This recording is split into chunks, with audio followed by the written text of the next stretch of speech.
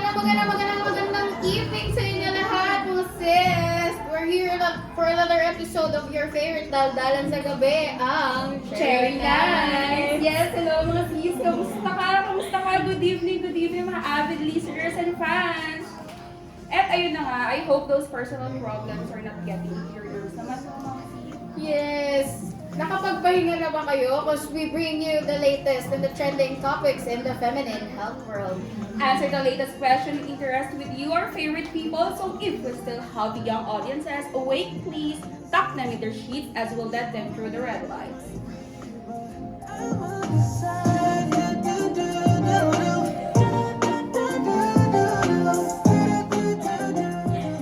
So here's the breakdown of the top stories at this hour. Veteran actress looking for a solution to her gynecologic problem. Valenzuela City Mayor launches Buhay Mo, Buhay ng Bagong Henerasyon. Tapos sis, alam mo na ba ang chika? Ang latest. Ano yun sis? Sis? What's our chika sis? So here we have it na nga. It's a super hot issue. First up for our blind item. Who is this? Si Ned Kitay.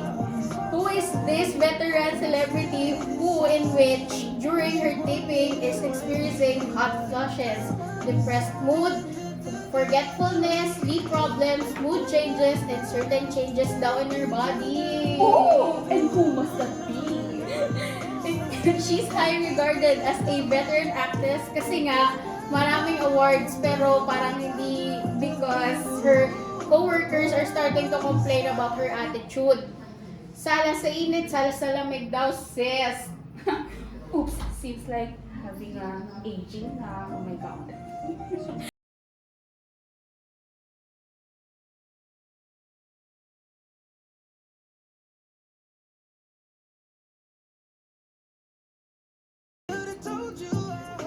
It's shout out time, sis! Wow, big time! Seems like maraming hakot na audiences. Tingnan mo naman yung ating studio, sobrang daming tao, di ba? As you can see, puno ang ating booth tonight. Shout out to Our Lady of Fatima University College of Medicine! Woo! Wow, what a very intellectual group of guests for tonight. Ang tatalino naman this student. So if I were you mga kasis na nasa kanilang mga kabayan, better tune in and drop your questions in our official Facebook group or just hit us here. Dial 143-CYST. CYST. So, many of you are asking why do we have such a crowd in our booth tonight? Bakit nga ba, sis? Yes, dahil number 1 kayo sa amin, we have a special episode for tonight. One of our most requested topic in our social media, which is about female reproductive health. So this episode goes to all the titas of the Philippines. Palakpakan tayo mga sis! To know more about this, just stay tuned and we'll soon start with our most precious guest, Doctor for tonight after the break.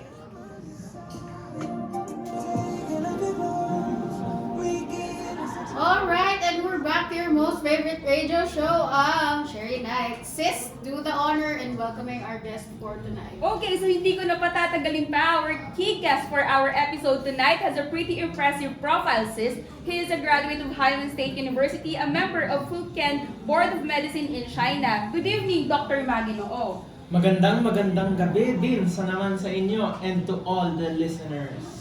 Okay, Doc, first question. Are you still single, Doc? Sis, nakakaloka ka naman, no?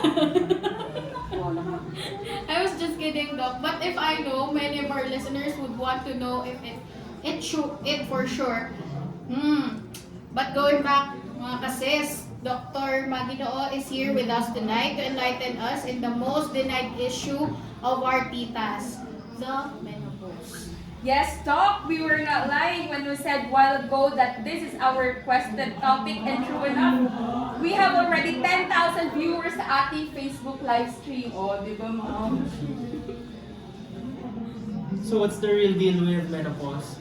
Menopause is what we generally associate with the female's last menstrual period.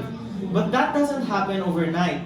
We all know that the female's menstrual cycle is governed by a series of complex associations of bodily hormones that dictates the regularity of it.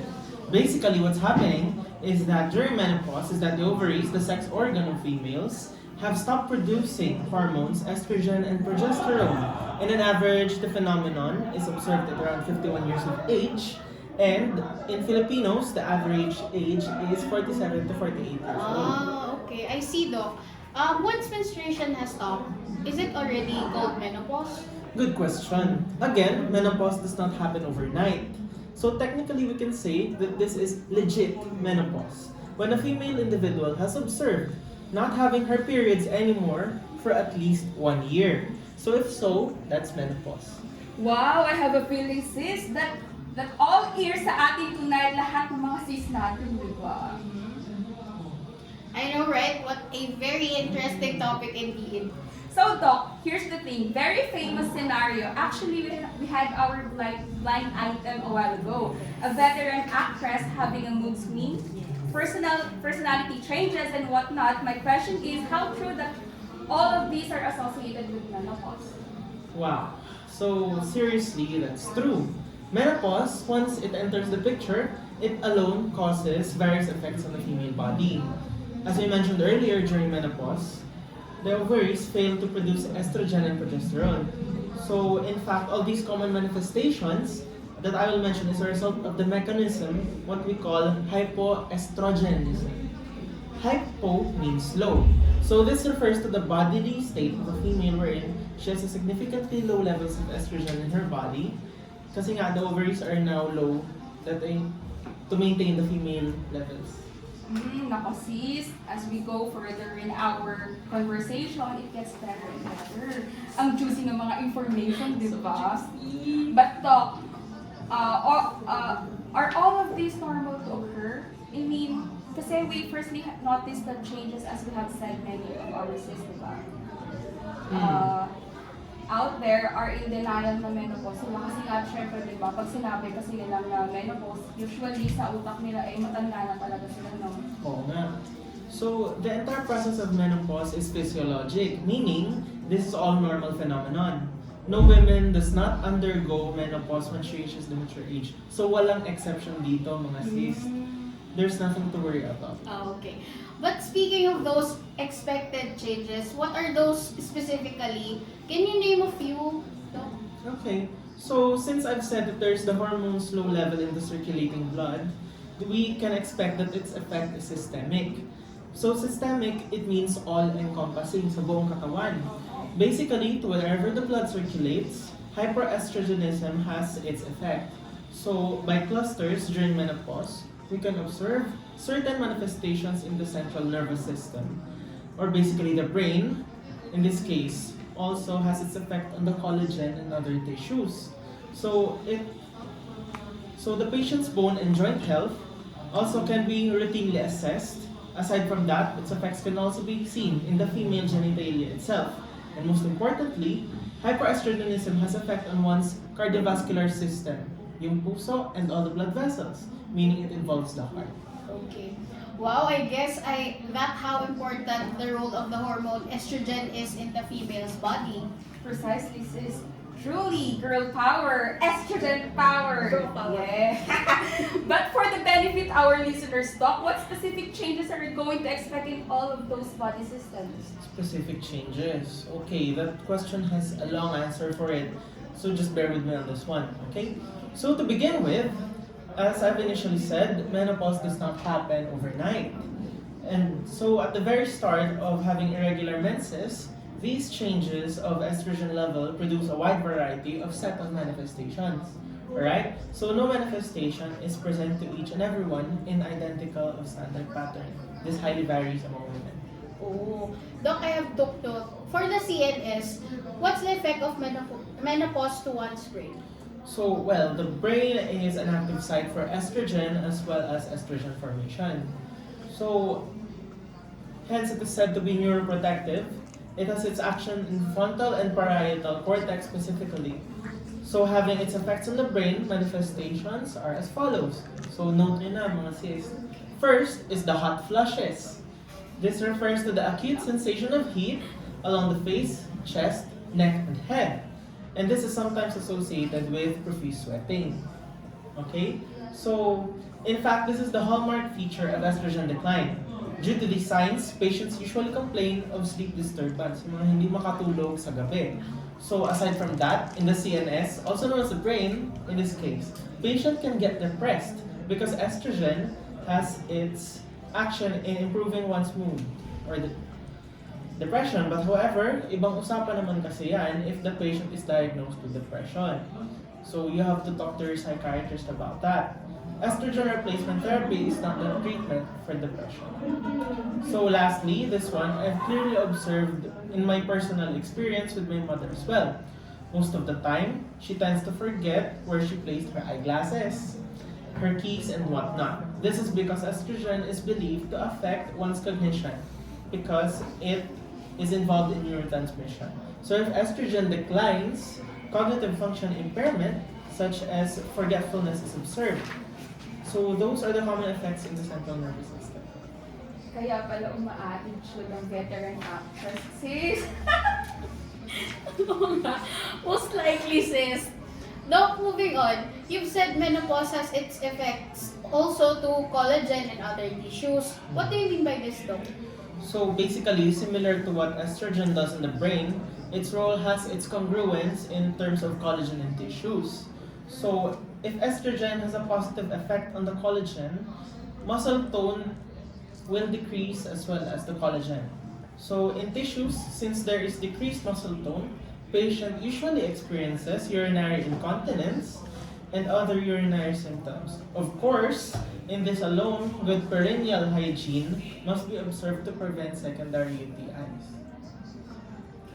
That explains this. Why are legit titas are into skin aesthetics when they hot the golden age? Medyo nag-iiba pala ang skin na kasi yung iba kumukulubot mo, di ba? Yung iba kung ano-ano mga tinitake, di ba? Para gumanda. Hindi sana mura. Eh, ang mahal. Ikaw talaga, sis. You're so witty. Doc, you mentioned also the bone and joints. What will likely to happen? So these degenerative mechanisms in the joints are also a factor. So as we age, we have weaker bones compared to our bone statues when we were younger.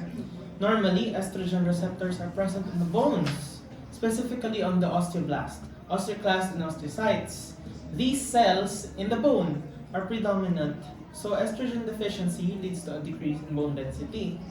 Then it eventually develops in the trabecular loss of bone mass than its cortical mass. So in estrogen deficiency, so to speak, there's an increased activity of remodeling units which prolong the resorption and significantly shorten the phase of bone formation. So, which is predicative here is the store of calcium. Ideally at your age, early decade to early adulthood, people must have sufficiently stores of calcium and must be involved in tensile strength so that early recurrence of osteoporosis is somewhat delayed because you have more stores. Okay, thank you po, Doc, sa information. Okay, people, stick around. We will be right back after a few. And we're back. Aside from those effects that you have mentioned, Doc, are there any effects in the heart and genitals? What? In reproductive age, estrogen's function is cardioprotective. However, in menopausal women, this function of estrogen is lost. So, at their age, the cardiovascular problems, aside from hypertension like ischemia and myocardial infarction, starts to rise. So our audiences, viewers, and listeners out there, we recommend that you eat low salt, high fiber, low fat, and high protein diet. So saving the best for last, we have our genital atrophy, which means that the muscles of your reproductive organs become weaker and become smaller. So this decreases the lubrication, and women may experience dyspareunia, which is the painful experience during intercourse. So what I could say to all of our listeners and viewers out there is that menopause is inevitable. So I want you to be ready for it and consult your obstetrician gynecologist. Okay, thank you po Doc Maginoo for giving us knowledge on today's topic. At talaga namang we truly understood on what's happening on today's subject. Yes, definitely. And we also hope to have you again on our next episode. It was nice having you here, Doc. And viewers and listeners, we are not alone on the stage because Yes. there are students who want to shout out. Welcome po sa Radio Fatima University College of Medicine. Shoutout po sa FUMC, Department of Obstetrics and Gynecology. Shoutout po sa mga kaklase namin, Section A. Shoutout po kay Dr. Raimundo. Love you, Doc! Shoutout din po kay Dr. Garcia. And thank you po to Dr. Raimundo and Dr. Garcia for giving us this opportunity na ma-feature po sa Cherry Nights Radio Show. And ayun nga, and love you always, Tita Junior Teacher. Maha. This is today's lesson for us. Be healthy, be happy, be grateful, because life is all we have. And I am your DJ Lala, Raketera, lalandin ka sa umagat gabi. This is Cherry Nights. Woo!